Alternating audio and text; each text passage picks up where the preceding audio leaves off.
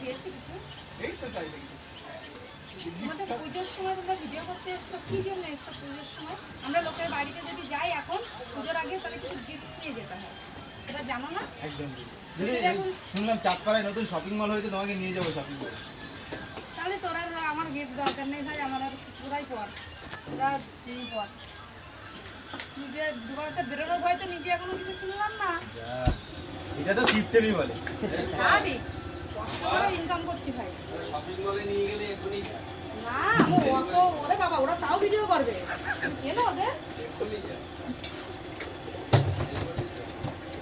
কি কিপ্টে ওরা।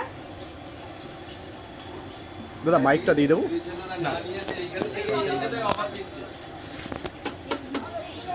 তুমি তোমার যদি কন্টেন্ট না আমার নেই।